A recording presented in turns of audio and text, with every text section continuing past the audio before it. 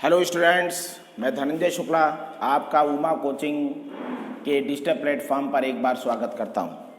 बच्चों, आज मैं बीएससी सेकेंड ईयर के फिजिक्स के सेकेंड पेपर के बारे में बात शुरू करूंगा। सेकेंड पेपर के सिलेबस के बारे में पहले मैं आपको बता दूं, फिर किस तरीके से हम लोग सिलेबस को लेकर के आगे बढ़ेंगे, कैसे उसको कंप्लीट करेंगे, ये सारा चीज़ डिस्कस करते हुए और फिर कुछ बातें हम लोग फिर सिलेबस से संबंधित करेंगे। तो बीएससी सेकेंड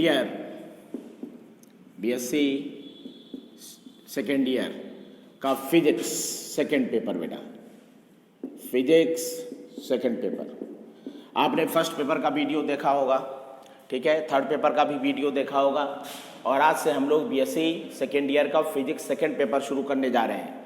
ये क्या है बेटा, जरा देख लें। इलेक्ट्रोमैग्नेटिज्म सेकेंड पेपर बेटा, इलेक्ट्रोमैग्नेटिक थ्योरी है पूरी, ठीक है। वेव्स एंड ऑसिलेशंस, ये भी एक पार्ट है। तो इलेक्ट्रोमैग्नेटिक थ्योरी है, वेव्स एंड ऑसिलेशंस का पार्ट है और लास्ट में अल्ट्रासोनिक भी वेव ही होती है, ठीक। ये भी मैकेनिकल वेव ही है, अल्ट्रासोनिक मैकेनिकल वेव है जिसकी फ्रीक्वेंसी 20,000 हर्ट्ज से अधिक होती है। साउंड की फ्रीक्वेंसी 20 हर्ट्ज से लेकर के 20,000 हर्ट्ज तक होती है। अल्ट्रासोनिक वेव की जो फ्रीक्वेंसी होती है वो 20,000 हर्ट्ज से अधिक होती है। फिर अल्ट्रासोनिक्स के बारे में पढ़ना है, ठीक है। तो बेटा electromagnetic theory, waves and oscillations, ये 3 पार्ट हैं आपके सेकेंड पेपर के और ये 33 मार्क्स का पेपर होता है, 33 नंबर का पेपर है और इसका सिलेबस हम लोग 1 बाय 1 लेकर के बढ़िया से पूरा करेंगे, कंप्लीट करेंगे, कोई टेंशन की बात नहीं है। ये जो वेव्स एंड ऑसिलेशन वाला पार्ट है काफ़ी इजी पार्ट है, इसमें कोई टेंशन नहीं है, ठीक है। इलेक्ट्रोमैग्नेटिक थ्योरी लोअर क्लासेस में थोड़ा बहुत आपने पढ़ा है तो कुछ जानकारी आपको अवश्य है। उसके बाद हम लोग इलेक्ट्रोमैग्नेटिक थ्योरी को और आगे बढ़ाएंगे और थोड़ा डिफरेंट तरीके से हम लोग पढ़ेंगे। वेक्टोरियल फॉर्म में पढ़ना है, इसलिए आपको वेक्टर का भी नॉलेज होना चाहिए। वेक्टर आपने बीएससी पार्ट 1 में पढ़ा ही होगा।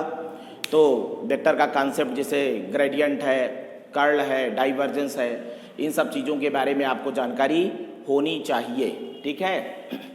तो बेटा सबसे पहले हम लोग ऑसिलेशंस की बात कर सकते हैं, यहाँ पर ऑसिलेशन की बात शुरू कर सकते हैं। इजी पोर्शन है, लेकिन मैं चाहता हूँ कि पहले इलेक्ट्रोमैग्नेटिक थ्योरी से शुरुआत करूँ इस सेकेंड पेपर का, और आप देखिए कि किस तरीके से आप इलेक्ट्रोमैग्नेटिक थ्योरी को समझ सकते हैं, ठीक है। तो सबसे पहले हम इलेक्ट्रोमैग्नेटिज्म शुरू करने चल रहे हैं बेटा। इलेक्ट्रोमैग्नेटिक थ्योरी, इलेक्ट्रोमैग्नेटिज्म, ये मेजर पोर्शन है। इससे लगभग 6 questions, almost 6 questions Allahabad university के पेपर में और दूसरी यूनिवर्सिटीज़ के पेपर में भी ये क्वेश्चंस, ये जो पोर्शन है ये बड़ा इम्पॉर्टेंट है और ऑलमोस्ट 6 क्वेश्चंस इसे दिए जाते हैं इस पोर्शन से, ठीक है। अब इलेक्ट्रोमैग्नेटिज्म के भी कुछ पार्ट्स हैं बेटा। पहला है इलेक्ट्रोस्टैटिक्स।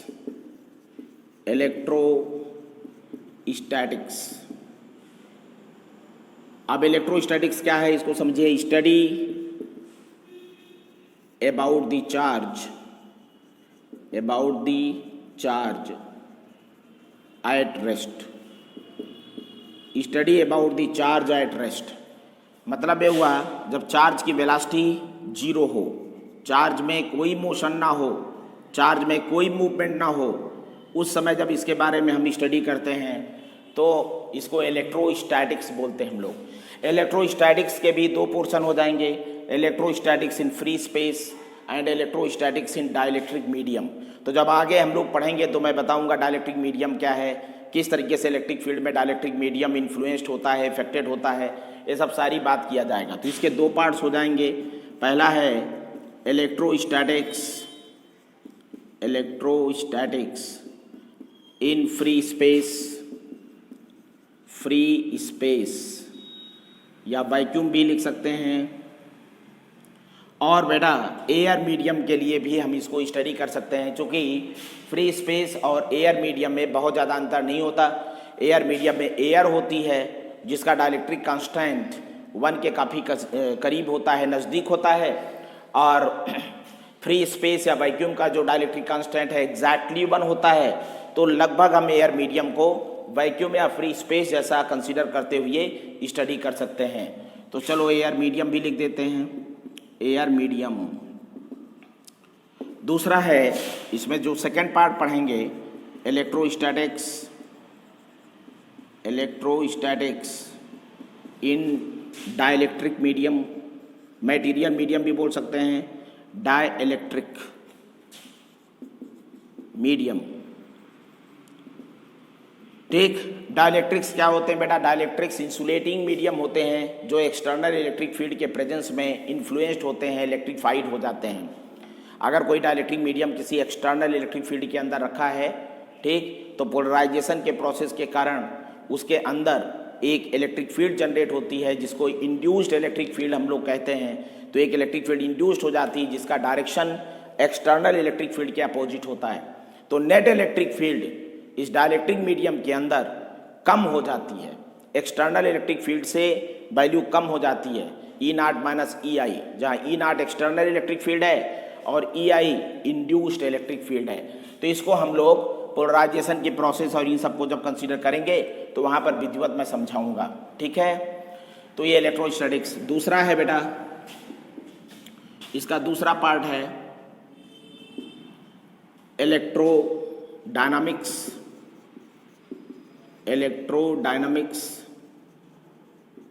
या मैग्नेटिज्म भी बोल सकते हैं बेटा। क्योंकि चार्ज जब मोशन में होता है तो इलेक्ट्रिक फील्ड के साथ साथ मैग्नेटिक फील्ड भी जनरेट करता है। चार्ज रेस्ट पर होता है तो केवल और केवल इलेक्ट्रिक फील्ड जनरेट करता है, लेकिन चार्ज अगर मोशन में होता है, चार्ज अगर मूव कर रहा होता है तो इलेक्ट्रिक फील्ड के साथ साथ मैग्नेटिक फील्ड भी जनरेट करता है। तो charge produces electric field as well as magnetic field both when it is in motion. तो ये क्या होता है? मैग्नेटिज्म भी बोल सकते हैं बेटा, मैग्नेटिज्म कोई दिक्कत नहीं है, ठीक है। तो इलेक्ट्रोडायनामिक्स बोलिए या मैग्नेटिज्म बोलिए, सेम चीज है। ये क्या होता है? Study about the charge. अब चार्ज क्या है इसके बारे में अभी आगे देखेंगे। Study about the charge in motion, ये इलेक्ट्रोडायनामिक्स और मैग्नेटिज्म ये सेकंड पार्ट है। इसमें चार्ज मोशन में होता है, मतलब V is not equal to 0। लेकिन बेटा इन जनरल V को कांस्टेंट मानते हुए हम लोग स्टडी करते हैं। अब इसके अंतर्गत ढेर सारे टॉपिक्स आते हैं, फिर मैग्नेटोस्टैटिक्स होती है, मैग्नेटोडायनामिक्स होती है, ये सब सारी चीज़ों को हम लोगों को स्टडी करना है। तो इसके भी मेनली 2 पार्ट्स हो जाएंगे, magnetism in free space, magnetism in material medium. Magnetic medium के अंदर मैग्नेटिक फील्ड किस प्रकार से इन्फ्लुएंस होती है उसको देखा जाएगा। लेकिन अभी हम 2 पोर्शन यहाँ पर आपको बता दे रहे हैं, मैग्नेटोस्टैटिक्स। तो स्टैटिक्स का मतलब ये ना समझिएगा कि चार्ज रेस्ट पर है। मैग्नेटोस्टैटिक्स का मतलब किसी भी पॉइंट पर मैग्नेटिक फील्ड की जो वैल्यू है वो लगातार टाइम के साथ कांस्टेंट बनी रहती है, उसमें कोई बदलाव नहीं आता। दूसरा है मैग्नेटोडायनामिक्स, इसमें Biot Savart law, Ampere's law etcetera इन सबको पढ़ा जाएगा। मैग्नेटोडायनामिक्स में Faraday's law of electromagnetic induction, इन सब चीज़ों के बारे में हम लोग स्टडी करेंगे। मैग्नेटोडायनामिक्स, इसमें मैग्नेटिक फील्ड चेंज होती है, जो मैग्नेटिक फ्लक्स है किसी सरफेस से किसी भी सर्किट से पास होने वाला, वो टाइम के साथ चेंज होता रहता है मैग्नेटोडायनामिक्स में। और यहाँ पर क्या होता है मैग्नेटोस्टैटिक्स में? कांस्टेंट रहता है। तीसरा है electromagnetic waves, EMW, electromagnetic waves, ठीक, EMW। यह है study about the charge in accelerated motion. जब कोई चार्ज एक्सीलरेटेड मोशन करता है तो जो ऑसिलेटिंग इलेक्ट्रिक और मैग्नेटिक फील्ड्स होती हैं वो मीडियम में ट्रैवल करना शुरू कर देती हैं, और ऑसिलेटिंग इलेक्ट्रिक और मैग्नेटिक फील्ड के किसी भी मीडियम से ट्रैवल करने को, प्रोपागेट करने को हम इलेक्ट्रोमैग्नेटिक वेव के नाम से जानते हैं। तो ये होता है study about the charge. Motion में तो है ही है, कोई दिक्कत नहीं है। About the charge in accelerated motion, accelerated motion जिसकी वेलोसिटी टाइम के साथ चेंज हो रही हो। वेलोसिटी एक वेक्टर क्वांटिटी है, तो वेलोसिटी के चेंज होने के लिए मैग्नीट्यूड चेंज करे तो भी चेंज हो जाएगी, डायरेक्शन चेंज करे तो भी चेंज हो जाएगी, दोनों चेंज करें तो भी चेंज हो जाएगी। हालांकि ये EMW इलेक्ट्रोमैग्नेटिज्म का ही, ये इलेक्ट्रोडायनामिक्स या मैग्नेटिज्म का ही पार्ट है, लेकिन इसको मैंने थोड़ा अलग से आपको बता दिया। तो ये पेपर जो इलेक्ट्रोमैग्नेटिज्म वाला पार्ट है, सेकेंड पेपर का जो इलेक्ट्रोमैग्नेटिज्म वाला पार्ट है, उसके मेनली 3 पार्ट्स हैं, इलेक्ट्रोस्टैटिक्स, इलेक्ट्रोडायनामिक्स और मैग्नेटिज्म, और तीसरा पार्ट मैंने अपने आप से बनाया है EMW इलेक्ट्रोमैग्नेटिक वेव्स। ठीक, इसमें भी चार्ज मोशन में ही है, लेकिन यहाँ पर ये श्योर है, ये फुल गारंटी है, गारंटीड है कि चार्ज का एक्सीलरेटेड मोशन होना चाहिए, ऑसिलेटरी मोशन होना चाहिए। ऑसिलेटरी मोशन भी एक प्रकार का एक्सीलरेटेड मोशन होता है, क्योंकि उसमें एक्सीलरेशन प्रेजेंट होता है, एक्सीलरेशन होता है। ठीक है, अब बेटा जैसा कि आप यहाँ देख रहे हैं, इलेक्ट्रोस्टैटिक्स है study about the charge at rest, यह है study about the charge in motion, ये भी वही है study about the charge in motion. इसका मतलब इलेक्ट्रोमैग्नेटिज्म के लिए चार्ज बड़ी इंपॉर्टेंट क्वांटिटी है, चार्ज बड़ी इंपॉर्टेंट प्रॉपर्टी है। तो चार्ज क्या होता है इसके बारे में थोड़ा जान लेना सही है, ज़रूरी है। ऐसा मत सोचिएगा कि इस स्टेज पर आकर के अब सर ने हमें चार्ज के बारे में बताना शुरू कर दिया, चार्ज के प्रॉपर्टीज़ के बारे में बताना शुरू कर दिया। नहीं, ठीक है, आप जानते होंगे, लोअर क्लासेस में भी आपने इसके बारे में पढ़ा होगा, लेकिन मेरी भी जिम्मेदारी होती है कि अगर मैं कोई पेपर शुरू कर रहा हूँ तो उसमें जो बेसिक चीज़ें यूज़ हो रही हैं उनके बारे में थोड़ी बहुत जानकारी आपको अवश्य दे देना चाहिए। अगर मान लीजिए आपके माइंड से सब बातें स्किप हो चुकी हैं, डिलीट हो चुकी हैं, नहीं हैं, या थोड़ा सा नॉलेज में कोई कमी है, या आपको ऐसा लगता है कि इसके बारे में जानना चाहिए, तो बिल्कुल मेरी जिम्मेदारी बनती है कि मैं उसके बारे में बता करके ही आगे बढ़ूं। इसलिए हम लोग इलेक्ट्रोस्टैटिक्स से ही शुरू करेंगे बेटा, इसमें दो राय नहीं है, चार्ज एट रेस्ट। लेकिन इसके पहले हमें चार्ज के बारे में जान लेना बहुत ज़रूरी है। चार्ज की कुछ प्रॉपर्टीज़ होती हैं, चार्ज का यूनिट क्या होता है, ये सब चीज़ें आपको समझा दिया जाए, फिर हम लोग आगे बढ़ते हैं। ठीक है, ओके। तो स्क्रीन को पास करके इसको थोड़ा नोट कर लीजिए। हालांकि ये उतनी बहुत ज़रूरी चीज़ें नहीं हैं, फिर भी थोड़ा सा जो पार्ट होता है उसके बारे में डिस्कस करना बहुत आवश्यक होता है, इसलिए मैंने इस चीज़ को किया है। ठीक है, अब हम लोग शुरू करेंगे इलेक्ट्रोस्टैटिक्स से। और इलेक्ट्रोस्टैटिक में मैंने बताया it is study about the charge at rest. और चार्ज जब रेस्ट पर होता है तो इलेक्ट्रिक फील्ड जनरेट करता है, एक चार्ज दूसरे चार्ज को इंटरैक्ट करता है कूलम्बियन फोर्स के माध्यम से, इलेक्ट्रोस्टैटिक फोर्स के माध्यम से, और इन सब चीज़ों के बारे में पोटेंशियल जनरेट करता है। इन सब चीज़ों के बारे में स्टडी करना ही इलेक्ट्रोस्टैटिक्स होता है। ठीक है, तो अब हमें शुरू करना है वास्तविकता में इलेक्ट्रोस्टैटिक्स, और इलेक्ट्रोस्टैटिक्स में हम सबसे पहले स्टडी करेंगे इलेक्ट्रोस्टैटिक्स इन फ्री स्पेस, उसके बाद हम लोग बात करेंगे इलेक्ट्रोस्टैटिक इन डाइलेक्ट्रिक मीडियम। ठीक है, तो इलेक्ट्रोस्टैटिक्स शुरू करने के पहले हमें चार्ज के बारे में जान लेना जरूरी है। चार्ज क्या होता है, व्हाट इज चार्ज?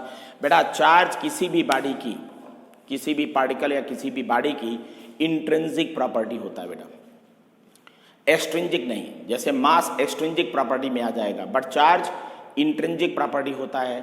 चार्ज को हम देख नहीं सकते, चार्ज का केवल एहसास कर सकते हैं। एक्सपेरिमेंट के द्वारा हम समझ सकते हैं कि बॉडी में चार्ज है कि नहीं है। तो चार्ज किसी भी बॉडी की इंट्रिंसिक प्रॉपर्टी होती है जो इलेक्ट्रिक और मैग्नेटिक इफेक्ट प्रोड्यूस करता है। तो चार्ज की बेसिक डेफिनेशन क्या है? Charge is an intrinsic property of a particle और a body which produces electric and magnetic effects। ठीक, तो किसी भी बॉडी की ऐसी इंट्रिंसिक प्रॉपर्टी जो इलेक्ट्रिक और मैग्नेटिक इफेक्ट को प्रोड्यूस करता है उसको हम चार्ज कहते हैं। ठीक है, इस चीज़ को जानना बहुत ज़रूरी है। तो charge is N intrinsic property of a particle or body. Charge is an intrinsic property of a particle or body which produces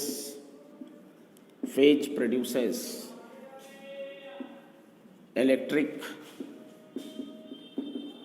and magnetic effects. Electric and magnetic effects, जो इलेक्ट्रिक और मैग्नेटिक इफेक्ट को produce करता है। अब charge बेटा एक quantity है, इसका हम मेजरमेंट करते हैं तो निश्चित तौर पर इसका सिंबल भी होना चाहिए, इसकी यूनिट भी होनी चाहिए। ठीक है, चार्ज का सिंबल भी होना चाहिए, चार्ज की यूनिट भी होनी चाहिए, क्योंकि ये फिजिकल क्वांटिटी है बेटा। तो ध्यान से समझिए, कुछ पॉइंट्स हैं जिनको आपको दिमाग में रखना है। तो charge is a physical quantity, charge एक फिजिकल क्वांटिटी हो गई, ये इंट्रिंसिक प्रॉपर्टी है किसी बॉडी की, और ये इलेक्ट्रिक और मैग्नेटिक इफेक्ट को प्रोड्यूस करता है। तो अब फिजिकल क्वांटिटी है तो क्वेश्चन उठता है कि ये वेक्टर है, स्केलर है, टेंसर है। Physical quantities are of 3 types, scalar, vector and tensor. तो चार्ज एक स्केलर क्वांटिटी है बेटा, इस बात को ध्यान में रखना है। Charge is a scalar quantity, charge में केवल मैग्नीट्यूड होता है। अब आप कहेंगे सर प्लस और माइनस 2 होता है, तो ठीक है, बेंजामिन फ्रैंकलिन ने चार्ज को 2 कैटेगरी में डिवाइड किया। एक टाइप के चार्ज को एक्सपेरिमेंटल ऑब्जर्वेशन के द्वारा फ्रिक्शनल इलेक्ट्रिसिटी, जो 600 BC के आसपास, ठीक है, 600 BC में जिसकी डिस्कवरी हुई, जिसको डिस्कवर किया गया, जिसको महसूस किया गया फ्रिक्शनल इलेक्ट्रिसिटी को, तो उसके माध्यम से पता चला कि चार्ज 2 टाइप का होता है। ठीक है, तो चार्ज को जब ये पता चल गया चार्ज के बारे में कि 2 टाइप का होता है, तो बेंजामिन फ्रैंकलिन ने पहले एक टाइप को पॉजिटिव मान लिया, दूसरे टाइप को नेगेटिव मान लिया। तो पॉजिटिव और नेगेटिव का मतलब ये नहीं होता कि पॉजिटिव अच्छा चार्ज है, नेगेटिव बुरा चार्ज है, या पॉजिटिव ज़्यादा बड़ा चार्ज है, नेगेटिव छोटा चार्ज है, ऐसा नहीं है। चार्ज 2 प्रकार के होते हैं। ठीक है, जैसे किसी का नाम रखा जाए, 2 भाई हैं तो उनका कोई ना कोई नाम रखा जाएगा, वैसे बेंजामिन फ्रैंकलिन ने एक प्रकार के चार्ज को पॉजिटिव मान लिया, दूसरे प्रकार के चार्ज को नेगेटिव मान लिया। ठीक है, ये जस्ट एक कंसीडरेशन है, इस बात को समझ लीजिए। ये ट्रेडिशन है कि मान लिया गया इलेक्ट्रॉन्स पर नेगेटिव चार्ज होता है, प्रोटॉन्स पर पॉजिटिव चार्ज होता है। It is just a tradition, just an assumption, just a consideration कि electrons are negatively charge, protons are positively charge. ठीक है, तो ये इसको दिमाग में आपको रखना है। तो पहला है इट इज, मतलब charge, it is a scalar quantity, scalar quantity. अब BSc सेकेंड ईयर के लेवल पर मैं ऐसे शुरू कर रहा हूँ तो कुछ लोगों को लग सकता है कि बहुत ही लो लेवल से शुरू किया जा रहा है। ऐसी बात नहीं है बेटा, कोई भी चीज़ लो लेवल और हाई लेवल नहीं होती। अगर आपको पढ़ना है, स्टडी करना है, तो बेसिक कॉन्सेप्ट्स आपको एकदम मालूम होने चाहिए, बढ़िया से मालूम होने चाहिए, बेसिक कॉन्सेप्ट्स एकदम क्लियर होने चाहिए। तो जो चीज़ें उसमें यूज हो रही हैं, जो क्वांटिटीज़ यूज हो रही हैं, उनके बारे में हमें संपूर्ण जानकारी, कंप्लीट इंफॉर्मेशन होनी चाहिए। ये बहुत ज़रूरी होता है स्टडी करने के लिए, तो इसमें परेशान नहीं होना है। तो पहला तो ध्यान में रखें कि स्केलर क्वांटिटी है। अब स्केलर क्वांटिटी है तो अलजेब्राइक मेथड से इसको सम या इसका डिफरेंस ले सकते हैं। ठीक है, ये एडिटिव प्रॉपर्टी में आ जाएगा चार्ज के। तो स्केलर क्वांटिटी है, ध्यान में रखें। दूसरा, ये फिजिकल क्वांटिटी है, तो बेटा फिजिक्स में मेजरमेंट किया जाता है, क्वांटिटी को सबमिट किया जाता है न्यूमेरिकल वैल्यू और यूनिट के साथ, तो कोई ना कोई सिंबल भी उसका होना चाहिए। तो हम लोग यहाँ पर चार्ज का जो जनरल सिंबल है वो स्मॉल क्यू या कैपिटल क्यू यूज़ करते हैं। वैसे आवश्यकता के अनुसार आप कोई दूसरा सिंबल भी यूज़ कर सकते हैं, वो आपके ऊपर है। ठीक है, आप कोई भी सिंबल ले सकते हैं, कोई दिक्कत नहीं है। लेकिन हम लोग कौन सा सिंबल यूज़ करेंगे उसको मैं यहाँ बता दे रहा हूँ। जनरली यही सिंबल यूज़ किया जाता है सभी बुक्स में। ठीक है, वी यूज या charge is expressed, charge is expressed by the symbol small Q और कैपिटल क्यू। तो हम लोग स्मॉल क्यू से या कैपिटल क्यू से इसको बेटा डिनोट कर देंगे चार्ज को, ठीक है। तो बेटा चार्ज स्केलर क्वांटिटी है, चार्ज का सिंबल स्मॉल क्यू या कैपिटल क्यू है, हम लोग यूज करेंगे और थ्रू आउट द स्टडी यही यूज करते रहेंगे, कोई दिक्कत की बात नहीं है, बीच में एकदम मैं चेंज नहीं करूँगा। तो जो शुरुआत में आपको बता दिया जा रहा है उसी के अकॉर्डिंग हम लोग आगे बढ़ेंगे, जिससे आपको कोई कन्फ्यूज़न नहीं होगा। अब बेटा चूंकि ये फिजिकल क्वांटिटी है, मेजरमेंट करते हैं, सिंबल बता दिया गया तो यूनिट भी होनी चाहिए।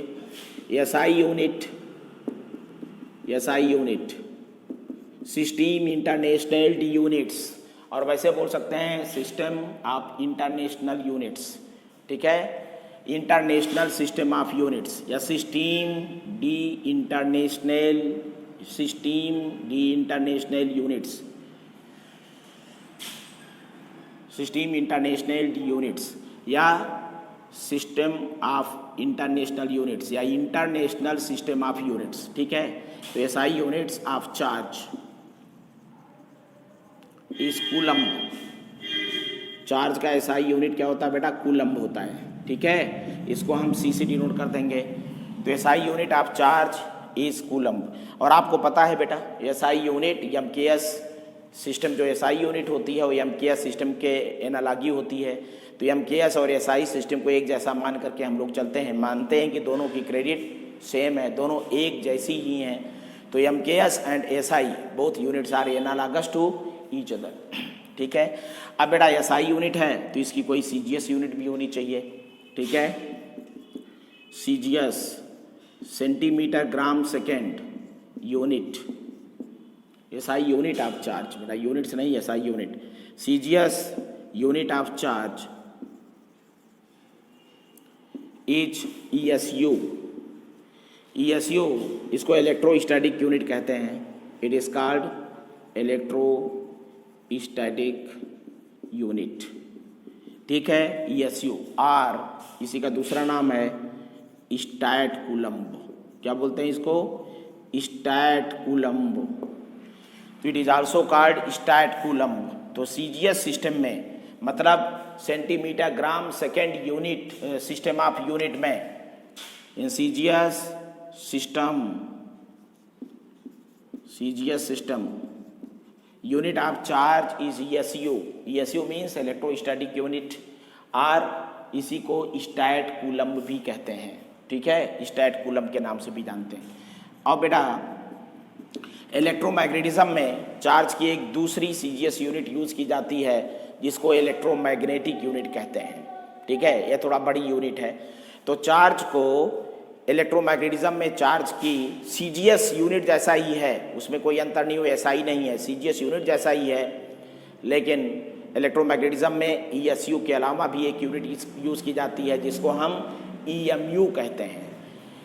तो in electromagnetism, in magnetism basically बोल सकते हैं, इन मैग्नेटिज्म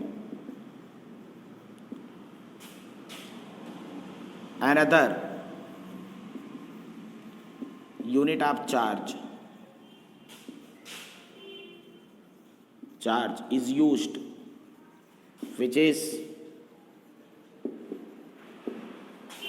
EMU, जो कि EMU है, ये भी CGS यूनिट जैसे ही है, और इसका फुल फॉर्म क्या है, इलेक्ट्रोमैग्नेटिक यूनिट, फुल फॉर्म है electromagnetic unit, magnetic unit, electromagnetic unit are abcoulomb, इसको ऐप कूलम्ब भी कहते हैं, it is also called abcoulomb, ठीक। तो ये बेटा मैग्नेटिज्म में सीजीएस यूनिट जो चार्ज की यूज़ की जाती है उसको ईएमयू इलेक्ट्रोमैग्नेटिक यूनिट और ऐप कूलम्ब भी कहते हैं। अब बेटा इस एसआई सिस्टम और सीजीएस सिस्टम में रिलेशंस भी होते हैं, तो उसको भी हम लोग देख सकते हैं, relation between coulomb and ab, statcoulomb and abcoulomb, ये देख सकते हैं हम लोग। अब हम लोग कूलम्ब और ईएसयू, कूलम्ब और ईएमयू, ईएसयू और ईएमयू में रिलेशन फाइंड कर सकते हैं, और इस रिलेशन के बारे में भी आपको थोड़ी जानकारी अवश्य होनी चाहिए, ठीक है, एकदम आपको बढ़िया से इसके बारे में भी जानकारी होनी चाहिए। अब देखो बेटा, 1 ab coulomb ab coulomb equal to c times stat coulomb. Stat coulomb ये रिलेशन है बेटा, ऐप कूलम और स्टैट कूलम में रिलेशन है। तो 1 app coulomb is equal to c times c, small c है बेटा, c times stat coulomb, where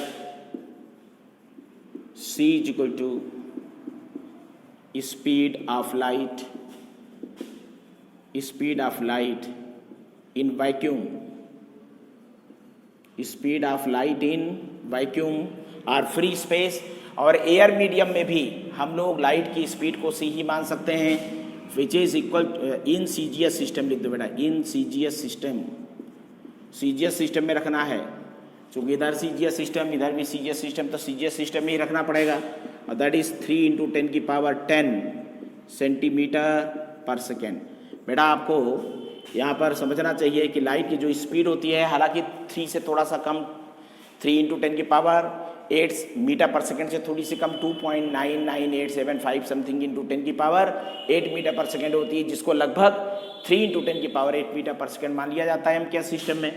तो 3 × 10⁸ मीटर पर second. 1 metre is equal to 10⁻2 centimetre, तो it can also be written as 3 × 10⁻10 centimetre पर second. This is speed of light in vacuum. तो बेटा जब यहाँ पर वैल्यू पुट कर देंगे तो क्या वैल्यू आ जाएगी, 1 app coulomb is equal to 3 × 10⁻10 stat coulomb. ठीक, stat coulomb, it is relation between ab coulomb and stat coulomb. अब बेटा कूलम और स्टैट कूलम में क्या रिलेशन है, 1 कूलम 1 सी भी लिख सकते हैं, capital C is equal to 3 × 10⁹ stat coulomb. ये रिलेशन है बेटा, ठीक है। तो 1 ऐप कूलम ये याद रखना है आपको, आपको मेमोराइज करके रखना है, अपने दिमाग में बात रखना है कि 1 coulomb is equal to 3 × 10⁹ stat coulomb. अब बेटा ये तो ऐप कूलम और स्टैट कूलम में रिलेशन है, कूलम और स्टैट कूलम में रिलेशन है। अब हम लोग ऐप कूलम और कूलम में भी रिलेशन निकाल सकते हैं, तो दोनों को डिवाइड कर दें, ठीक है, डिवाइडिंग, इन दोनों को डिवाइड कर दें, dividing we get 1 app coulomb, या ऐप कूलम डायरेक्ट लिख दें, कोई दिक्कत नहीं, 1 लिखने की जरूरत नहीं है। Abcoulomb upon coulomb is equal to 3 × 10⁻10 stat coulomb, stat coulomb divided by 3 × 10⁹ stat coulomb. ठीक, अब स्टैट कूलम से स्टैट कूलम कैंसिल, 3 ने 3 को मारा और यहाँ पर 10⁻10 है, 10⁻9 है, कैंसिल होकर 10 बचेगा। और abcoulomb 1 app coulomb upon 1 coulomb is equal to 10। ठीक, तो बेटा ऐप कूलम किसके बराबर हो जाएगा, 1 app coulomb is equal to 10 coulomb. Okay, तो 1 app coulomb is equal to 10 coulomb, ये रिलेशन होता है, ये आपको थोड़ा मालूम होना चाहिए। ये बेटा बेसिक चीज़ें हैं और इसके बारे में भी आपको जानकारी होनी चाहिए, एकदम क्लियर कट कॉन्सेप्ट होना चाहिए। ओके, तो स्क्रीन को पास करके थोड़ा नोट कर लीजिए और आपके नोट्स में बढ़िया ये सारी चीज़ें लिखी होनी चाहिए, जिससे आपका कॉन्सेप्ट एकदम बढ़िया से क्लियर हो फटाफट। सीजीएस सिस्टम में बात करनी हो, एमकेएस सिस्टम में, एसआई में, कोई दिक्कत की बात नहीं है, इंटर कन्वर्जन आपको मालूम ही चल जाएगा इन रिलेशन से। ठीक है, अब बेटा एक app coulomb 1 app coulomb 10 coulomb के बराबर है, तो ऐप कूलम तो बहुत ही बड़ी यूनिट हो गई, ठीक है, लेकिन कूलम भी कोई छोटी यूनिट नहीं है। चार्ज की जो यूनिट कूलम है, एसआई यूनिट, ये भी बहुत ही बिग यूनिट है बेटा, it is a very big unit of the charge. तो कुछ छोटी यूनिट्स के बारे में बात करते हैं, उन छोटी यूनिट्स को डायरेक्टली आप कूलम में चेंज कर सकते हैं, उसमें कोई दिक्कत नहीं है, सीधे 10 के पावर से मल्टीप्लाई करके आप डायरेक्ट कन्वर्जन कर सकते हैं। तो यहाँ पर some smaller units of charge, some smaller units of charge, तो इसमें जैसे milli coulomb, 1 milli coulomb. Coulomb बहुत बड़ी यूनिट है बेटा, coulomb is very big unit, तो यहाँ पर लिख सकते हैं। ऐप कूलम तो और भी बड़ी यूनिट है, coulomb is very big unit, very large unit, unit of charge, बहुत बड़ी यूनिट है चार्ज की। ठीक है, कुछ छोटी यूनिट्स हैं, milli coulomb, M C is equal 1 M C is equal to 10 की power -3 coulomb. 1 micro coulomb, 1 micro coulomb mu C is equal to 10 की पावर -6 कूलाम। 1 nano coulomb. अब आप बोर हो रहे होंगे सर क्या लिख रहे हैं, सब तो जानते हैं, तो ठीक है कोई बात नहीं है, फिर से रिकॉल हो जाएगा। 10 की power -9 coulomb. 1 picocoulomb, picocoulomb 1 PC. ठीक, 10 की पावर -12 कूलम। तो ये सब कुछ स्मॉलर यूनिट्स हैं। और अगर मान लीजिए माइक्रो कूलम में दिया गया है, ज़्यादातर क्वेश्चंस वगैरह में माइक्रो कूलम में दिया रहता है, तो सीधे 10 की पावर -6 से मल्टीप्लाई करो, कूलम में चेंज कर लो। ठीक है, एकदम कोई दिक्कत की बात नहीं है। ठीक है बेटा, तो ये यूनिट्स के बारे में हो गया। अब बेटा चार्जिंग का एक इलेक्ट्रॉनिक कॉन्सेप्ट है। किसी भी एटम में जितने इलेक्ट्रॉन्स होते हैं उतने प्रोटॉन्स होते हैं। न्यूक्लियस के अंदर प्रोटॉन और न्यूट्रॉन होते हैं, प्रोटॉन्स पर पॉजिटिव चार्ज, न्यूट्रॉन्स न्यूट्रल होते हैं, और electrons are revolving in different circular orbits. ऐसा ये एटॉमिक जो कॉन्फ़िगरेशन है, एटम का जो स्ट्रक्चर है, उसमें क्लासिकल कॉन्सेप्ट यही है। ठीक है, कि उसका एक बहुत ही स्मॉल सेंट्रल पार्ट होता है जिसमें प्रोटॉन्स होते हैं, न्यूट्रॉन्स होते हैं, और उसके आउटर रीजन में डिफरेंट सर्कुलर ऑर्बिट्स में इलेक्ट्रॉन्स रिवॉल्व कर रहे होते हैं। ठीक है, ये हम लोग इलेक्ट्रोमैग्नेटिज्म में यही कंसीडर करके चलेंगे। तो बेटा किसी भी एटम से इलेक्ट्रॉन्स को रिमूव करना आसान होता है, प्रोटॉन्स को रिमूव करना बहुत ही डिफिकल्ट प्रोसेस है। वो न्यूक्लियर रिएक्शंस में पॉसिबल होता है, न्यूक्लियर का जब फिशन होता है तब वो संभव हो सकता है। ठीक है, या रेडियो एक्टिविटी में ऐसा चीज़ संभव है, लेकिन इलेक्ट्रॉन्स को निकालना आसान होता है। किसी भी एटम में नेचुरली एटम न्यूट्रल होता है बेटा, इलेक्ट्रॉन्स के ऊपर नेगेटिव चार्ज माना जाता है, प्रोटॉन्स के ऊपर पॉजिटिव चार्ज माना जाता है। नेचुरली किसी भी एटम में जितने इलेक्ट्रॉन्स होते हैं उतने ही प्रोटॉन्स होते हैं, तो total negative charge total positive charge के बराबर हो जाता है, तो एटम न्यूट्रल होता है। लेकिन अगर किसी एटम से इलेक्ट्रॉन को रिमूव कर दिया जाए, ठीक है, एटम से इलेक्ट्रॉन को रिमूव कर दिया जाए तो एक प्रोटॉन एक्सेस में हो जाएगा। इसका मतलब एक प्रोटॉन के बराबर चार्ज उस एटम के ऊपर आ जाएगा बेटा। तो उस एटम के ऊपर एक प्रोटॉन के बराबर चार्ज आ जाएगा। 2 इलेक्ट्रॉन्स रिमूव कर देंगे तो 2 प्रोटॉन के बराबर पॉजिटिव चार्ज आ जाएगा। 3 इलेक्ट्रॉन्स रिमूव कर देंगे तो 3 प्रोटॉन के बराबर का पॉजिटिव चार्ज आ जाएगा। लेकिन अगर एटम में बाहर से आप इलेक्ट्रॉन को इंड्यूस कर दें, अगर एटम में इलेक्ट्रॉन्स को बाहर से एक्सेप्ट कर ले, ठीक, तब इलेक्ट्रॉन्स का नंबर बढ़ जाएगा प्रोटॉन के रिस्पेक्ट में, और एटम पर जो ओवरऑल नेट चार्ज आएगा वो नेगेटिव आ जाएगा, और 1 इलेक्ट्रॉन के बराबर 2 इलेक्ट्रॉन अगर लेगा तो 2 इलेक्ट्रॉन के बराबर नेगेटिव चार्ज, 3 लेगा तो 3 इलेक्ट्रॉन के बराबर नेगेटिव चार्ज। ये थोड़ा चार्जिंग का कॉन्सेप्ट है। जैसे कोई एटम है, अब इससे अगर मान लीजिए आपने n इलेक्ट्रॉन रिमूव कर दिया, इलेक्ट्रॉन का सिंबल E- ले रहे हैं हम, तो इसके ऊपर कितने प्रोटॉन के बराबर चार्ज प्लस n, यहाँ पर कितने प्लस आएंगे, कितने प्लस आएंगे, n प्लस आ जाएंगे। ठीक है, और बेटा यहाँ पर जो चार्ज होगा इसका वो प्लस n के बराबर आ जाएगा। तो n इंटू 1.6 इलेक्ट्रॉन या प्रोटॉन के ऊपर चार्ज का मैग्नीट्यूड 1.6 इंटू 10 की पावर -19 कूलम्ब होता है। प्रोटॉन का चार्ज QP कितना होता है, प्लस 1.6 इंटू 10 की पावर -19 कूलम्ब। ये एक्सपेरिमेंटल ऑब्जर्वेशंस है। और इलेक्ट्रॉन पर जो चार्ज होता है -1.6 इंटू 10 की पावर -19 कूलम्ब, ये माना जाता है बेटा। और smallest possible charge classical mechanics में, हालांकि क्लासिकल फिजिक्स में जो मिनिमम जो smallest possible value of the charge हो इलेक्ट्रॉनिक और प्रोटॉनिक चार्ज ही माना जाता है। लेकिन नए कॉन्सेप्ट में क्वार्क पार्टिकल्स आ गए हैं। ठीक है, क्वार्क पार्टिकल्स पर जो चार्ज है वो और भी छोटा हो सकता है, जैसे +1/3e -1/3e, up quarks, down quarks, charming quarks, कई प्रकार के क्वार्क पार्टिकल्स होते हैं। लेकिन हम लोग अपने स्टडी में क्लासिकल कॉन्सेप्ट लेकर के चलेंगे और इलेक्ट्रॉनिक चार्ज को ही मिनिमम पॉसिबल चार्ज मानते हुए हम लोग आगे बढ़ेंगे। ठीक है, हमें मानेंगे कि minimum possible charge is equal to electronic और प्रोटॉनिक चार्ज। ये मिनिमम पॉसिबल चार्ज है बेटा, इससे छोटा चार्ज संभव नहीं है। क्लासिकल फिजिक्स की बात हो रही है। ठीक है, और जो मॉडर्न कॉन्सेप्ट है क्वार्क पार्टिकल्स का, उसको हमें यहाँ पर कंसीडर करने की जरूरत नहीं है।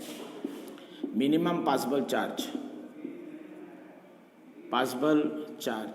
इज इलेक्ट्रॉनिक और protonic charge which is given like this plus 1.6 into इतना। अब बेटा जैसे मान लीजिए किसी एटम में अगर इलेक्ट्रॉन्स को ऐड कर दें तो उतना ही नेगेटिव चार्ज आ जाएगा। ठीक है, तो इसके ऊपर Q बराबर -n आ जाएगा। चूंकि इलेक्ट्रॉन्स ऐड किए हैं, इलेक्ट्रॉनों का नंबर बढ़ गया है, -n इंटू 1.6 इंटू 10 की पावर -19 कूलम। ये चीज़ आपको थोड़ा समझना पड़ेगा। तो मिनिमम पॉसिबल चार्ज किसके बराबर होता है? इलेक्ट्रॉनिक या प्रोटॉनिक चार्ज के बराबर होता है। ये चार्जिंग का कॉन्सेप्ट है बेटा कि कैसे हम लोग किसी बॉडी को चार्ज करते हैं। तो बॉडी को चार्ज करने के लिए इलेक्ट्रॉन्स को आपको रिमूव करना पड़ेगा या इलेक्ट्रॉन्स को डोनेट करना पड़ेगा। इलेक्ट्रॉन्स बॉडी से निकलेंगे या दिए जाएंगे, तभी चार्ज डेवलप होगा। ठीक है, और ये क्वांटाइजेशन प्रिंसिपल से आता है बेटा। चार्ज का नेचर होता है, प्रॉपर्टी होती है क्वांटाइजेशन प्रॉपर्टी, तो उसके कारण ये चीज़ यहाँ पर आ जाती है। ओके, अब बेटा चार्ज की कुछ प्रॉपर्टीज़ होती हैं, उसको भी डिस्कस कर लेते हैं। प्रॉपर्टीज़ ऑफ चार्ज, बस शॉर्टकट एकदम फटाफट। प्रॉपर्टीज़ ऑफ चार्ज, पहला है बेटा the first property is additive property. Additive property, ठीक। अब इसमें समझें कि चार्ज कैन बी एडेड और subtracted by algebraic method. Why? Because charge is a scalar quantity. तो चार्ज कैन बी एडेड और subtracted by algebraic method. Added, और बेटा नेगेटिव चार्ज होगा तो पोलैरिटी के साथ करेंगे, सब्ट्रैक्ट भी हो सकता है। एडेड और subtracted by algebraic method, by algebraic method. ठीक, फटाफट देखें। जैसे नेट चार्ज की बात करें, मान लीजिए किसी सिस्टम में Q1, Q2, Q3, so on Qn charges हैं, तो नेट चार्ज कितना हो जाएगा? Q net Q1 plus Q2 plus Q3 plus so on plus Qn algebraic method से sigma Qi, i changing from 1 to n। और continuous distribution है तो Q net को इंटीग्रेशन ऑफ dq लिख सकते हैं। अब कोई भी इंटीग्रेशन हो सकता है, कंटिन्यूअस डिस्ट्रीब्यूशन के लिए है। कंटिन्यूअस डिस्ट्रीब्यूशन, डिस्क्रीट डिस्ट्रीब्यूशन क्या होता है, ये सब आपको आगे बताएंगे। Continuous distribution for continuous distribution, और एक है फॉर डिस्क्रीट डिस्ट्रीब्यूशन। किसके लिए है? फॉर डिस्क्रीट डिस्ट्रीब्यूशन के लिए ऐसी बात करते हैं एडिटिव प्रॉपर्टीज में। ठीक है, अब जैसे एग्जाम्पल के तौर पर देखें, एक बॉडी पर मान लीजिए चार्ज है +2 माइक्रोकूलम, -3 माइक्रोकूलम, 5 माइक्रोकूलम। तो नेट चार्ज कितना हो जाएगा? Q नेट कितना हो गया बेटा? 2 - 3 + 5 दैट इज 4 माइक्रोकूलम। ठीक है, कूलम में चेंज करें तो -6 से मल्टीप्लाई कर दें, कोई दिक्कत की बात नहीं। ओके, अब ये सब चीज़ देख करके आपको बड़ा बुरा लग रहा होगा, सर ने ये बताना शुरू कर दिया। नहीं, ऐसी बात नहीं है बेटा, बस थोड़ा इन्फॉर्मेशन दे रहा हूँ। ओके, तो एडिटिव प्रॉपर्टी हो गई। दूसरा है टाइप्स ऑफ चार्जेस बेटा। There are 2 types of charges. Mass एक ही टाइप का होता है, मास केवल पॉजिटिव होता है। चार्ज 2 प्रकार का माना जाता है, टाइप्स ऑफ चार्जेस। 2 टाइप्स है बेटा, 2 टाइप्स हैं। पहला पॉजिटिव चार्ज, अब इसको +Q, plus capital Q etcetera से लिख सकते हैं। दूसरा क्या है? Negative charge. Negative charge -Q, minus capital Q etcetera लिख सकते हैं, कोई दिक्कत की बात नहीं है। तो ये बेंजामिन फ्रैंकलिन ने इसको डिवाइड किया था। किसने डिवाइड किया? Benjamin Franklin has divided the charge in 2 categories. The first one is called positive charge and second one is called negative charge. इसका मतलब ये नहीं है अच्छा वाला है, ये खराब वाला है, बुरा है, ऐसा नहीं है। ये टाइप्स है चार्जेस की। ठीक है, तो 2 प्रकार के होते हैं, but mass is only 1 types. Mass is only one type. मास दो प्रकार का नहीं होता, positive mass negative mass, one type, that is positive. Mass is always positive. ठीक है. किसी बॉडी का मास -10 kg नहीं लिखेंगे, +10 kg, -5 kg नहीं लिख पाएंगे, 5 kg लिखेंगे. तो मास एक ही प्रकार का होता है.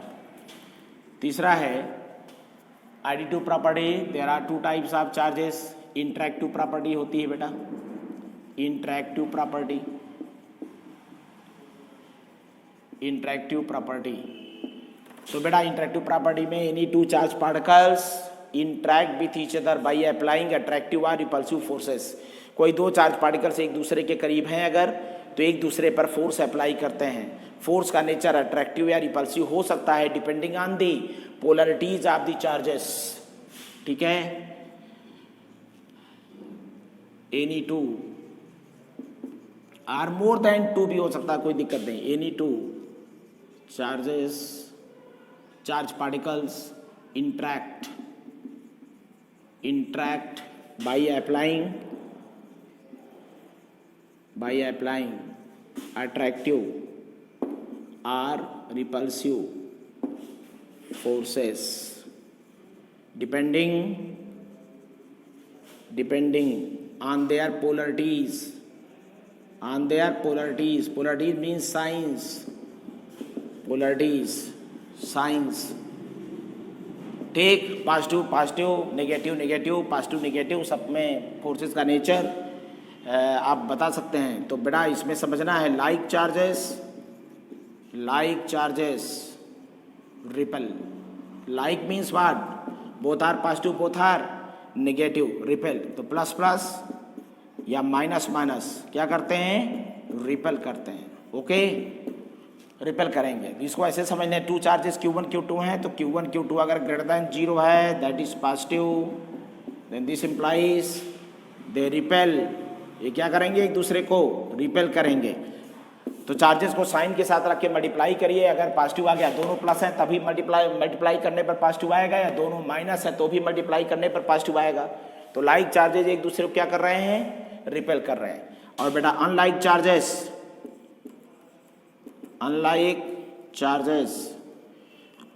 अट्रैक्ट. ये क्या करते हैं? अट्रैक्ट करते हैं बेटा. Unlike charges attract to each other. Unlike charges एक दूसरे को अट्रैक्ट करते हैं ईच अदर. जैसे समझिएगा, प्लस माइनस या माइनस प्लस क्या करेंगे? अट्रैक्ट. तो अट्रैक्ट करने के लिए आप ऐसे भी समझ सकते हैं कि if Q1 Q2 is less than 0 that is negative, then they attract to each other.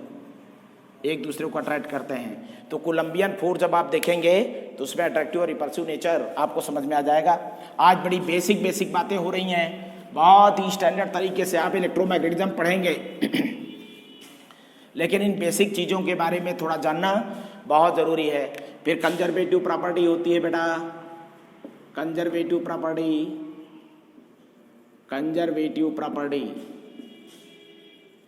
अब बेटा ये क्या है? Charge is conserved means charge can neither be created nor be destroyed but can be transferred from one body to the other body. और दूसरा statement है, in an isolated system total charge always remains constant. In an isolated system, isolated उसे कहते हैं जो किसी भी दूसरे सिस्टम से कुछ भी एक्सचेंज ना कर सके, अपने सराउंडिंग से कुछ भी एक्सचेंज ना कर सके, ना दे सके ना ले सके, उसे आइसोलेटेड बोलेंगे. इन an isolated system total charge always remains constant, always remains constant. Q is equal to constant. ठीक. दूसरा स्टेटमेंट है, charge can neither be created nor be destroyed but can be transferred from one body to the other body. एक body है, दूसरा body है, इस पर charge मान लीजिए इनिशियल Q1 है, इस पर Q2 है, और इनको मेटालिक वायर से कनेक्ट कर दिया तो कुछ चार्ज इसमें से इसमें गया, और आफ्टर सम टाइम ये चार्ज जा रहा है मान लीजिए, ठीक है, एट टी बराबर 0 की स्थिति है जब चार्ज जाना शुरू किया।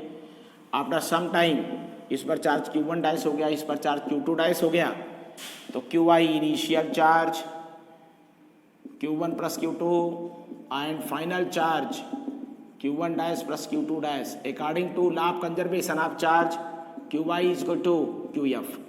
अब बेटा चार्ज कंजर्वेशन 3 प्रकार का होता है। लोकल कंजर्वेशन, लोकल कंजर्वेशन जब एक बॉडी दूसरे बॉडी को चार्ज ट्रांसफर कर रही हो और लोकल बात हो, लोकली प्लेस्ड हो, लोकल कंजर्वेशन। दूसरा है ग्लोबल कंजर्वेशन, पूरे ग्लोब पर नेट चार्ज कंजर्व्ड होता है, कंजर्वेशन। और तीसरा है यूनिवर्सल कंजर्वेशन। इसको आगे पढ़ाते समय मैं पूरा समझाऊंगा, अभी आप केवल समझ लें तो कंजर्वेशन ऑफ चार्ज भी इस तरीके से आप समझ सकते हैं। लोकली कंजर्व्ड होता है, ग्लोबली कंजर्व्ड होता है, यूनिवर्सली भी कंजर्व्ड माना जाता है। तो charge can neither be created nor be destroyed but can be transferred from one body into the other body. फिर अगला है बेटा quantization of the charge. Next property quantization of the charge. Charge quantized होता है, granny nature होता है। किसी भी बॉडी में चार्ज को जनरेट करने के लिए इलेक्ट्रॉन्स को रिमूव करते हैं, तो इलेक्ट्रॉन्स कभी फ्रैक्शनल नंबर में रिमूव नहीं हो सकते। जैसे एक बॉडी है और दूसरी बॉडी है, इलेक्ट्रॉन्स को ट्रांसफ़र करना है, तो मान लीजिए एक इलेक्ट्रॉन ट्रांसफ़र किया गया तो इसके बराबर प्लस ई के बराबर चार्ज, यहाँ माइनस ई के बराबर 2 इलेक्ट्रॉन ट्रांसफ़र किए जा सकते हैं। तो इस पर चार्ज प्लस 2e, इस पर माइनस 2e, ठीक। यहाँ पर 3 इलेक्ट्रॉन्स अगर ट्रांसफ़र कर दिया तो इस पर चार्ज प्लस 3e, इस पर माइनस 3e, और अगर n इलेक्ट्रॉन्स ट्रांसफ़र कर दिया तो इस पर प्लस ne, इस पर चार्ज माइनस ne डेवलप हो जाएगा। लेकिन किसी ने कह दिया कि 7/5 इलेक्ट्रॉन को ट्रांसफ़र किया, is it possible? No, it is not possible. तो electrons can not be transferred from one body into the other body in the fractions, they will always be transferred in the complete number. तो quantization of the charge is given as Q is equal to ne। तो charge of any body is always an integral multiple of the electronic charge, plus minus भी लगा सकते हैं, integral multiple of the electronic charge. तो n some integer, और ये क्या है बेटा 1.6 इंटू 10 की power minus 19 coulomb electronic charge की वैल्यू है, इलेक्ट्रॉनिक चार्ज। तो चार्ज क्वांटाइज होता है, लेकिन बहुत बड़े चार्जेस के लिए हम क्वांटाइजेशन प्रिंसिपल को इग्नोर कर देते हैं बेटा। तो स्मॉल चार्ज है तो उसमें क्वांटाइजेशन का प्रिंसिपल एकदम कंसीडर करते हुए चलेंगे। लेकिन बहुत बड़े चार्जेस हैं, अगर बहुत बड़े चार्ज की बात करें तो क्वांटाइजेशन के प्रिंसिपल को इग्नोर कर सकते हैं, ठीक है। चूँकि लार्ज नंबर में इलेक्ट्रॉन्स वहाँ सम्मिलित हो जाते हैं, तो क्वांटाइजेशन का जो प्रिंसिपल है एग्जिस्ट करता है, लेकिन उसको आप नज़रअंदाज कर सकते हैं, ठीक है। फिर बेटा ये क्वांटाइजेशन का जो प्रॉपर्टी है ये 5वीं है, क्वांटाइजेशन प्रॉपर्टी। तो यहाँ लिख सकते हैं quantization of charge, charge is quantized.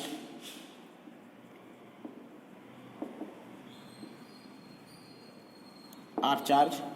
फिर छठा है charge is invariant, charge is invariant. इसका मतलब क्या है? स्पेशल थ्योरी ऑफ रिलेटिविटी में आपने देखा है मास इज वेरिएंट, मतलब अगर कोई पार्टिकल या body, special theory of relativity mechanics की बात कर रहा हूँ बेटा, आइंस्टीन्स मैकेनिक्स, ठीक है, उसमें मास को वेरिएंट माना जाता है। मतलब इफ एनी पार्टिकल और body is moving with very high speed comparable with the speed of light, मतलब ऐसी स्पीड से मूव करे जिसको हम लाइट के स्पीड से 3 × 10⁸ मीटर पर सेकेंड से कंपेयर कर सकें, ठीक है, कंपेरेबल हो, उसके बराबर या उससे ज़्यादा तो हो नहीं सकती, लेकिन इतनी अधिक हो कि हम कम से कम लाइट के स्पीड से उसको कंपेयर अवश्य कर सकें, तो मास पर इफेक्ट पड़ता है। अब बॉडी का मास थोड़ा बढ़ जाता है, इसको मास वेरिएशन फार्मूला से स्पेशल थ्योरी ऑफ रिलेटिविटी में बताया गया है, 1 - v²/c²। ये स्पीड ऑफ लाइट है, वेलोसिटी ऑफ लाइट है, सही बॉडी है, आप बॉडी c है, speed of light, speed of light, यह है रेस्ट मास, और यह है मूविंग मास। लेकिन चार्ज पर ऐसा कुछ नहीं होता बेटा, ठीक है, चार्ज पर वेलोसिटी का कोई इफेक्ट नहीं पड़ता। चार्ज इज नॉट अफेक्टेड, इस तरीके का कोई फॉर्मूला चार्ज के लिए एग्जिस्ट नहीं करता। Not affected due to the motion of the charge particle और बॉडी, चार्ज पार्टिकल और बॉडी। ठीक, तो charge is not affected due to motion of the charge particle और body, that is Q motion is equal to Q at rest. तो particle चाहे rest पर रहे चाहे मोशन में रहे, उसका चार्ज हमेशा वही रहता है। तो चार्ज इज इनवेरिएंट। तो चार्ज के लिए ऐसा कोई फॉर्मूला एग्जिस्ट नहीं करेगा कि Q not upon under root 1 minus B square by C square, जैसा कोई फॉर्मूला चार्ज के लिए एग्जिस्ट नहीं करता है। तो चार्ज बेटा इनवेरिएंट होता है। तो ये सभी प्रॉपर्टीज़ हैं चार्ज की। फिर कुछ मेथड्स ऑफ चार्जिंग होती हैं जिसमें frictional electricity, conduction, induction method है। इसको पढ़ने की कोई ज़रूरत नहीं है। तो चार्ज की प्रॉपर्टीज़ को ठीक से पढ़ लीजिएगा और नेक्स्ट वीडियो में हम लोग डायरेक्ट कूलम्स लॉ से शुरू करेंगे। ठीक है, तो थैंक्स बेटा, थैंक्स फॉर वॉचिंग।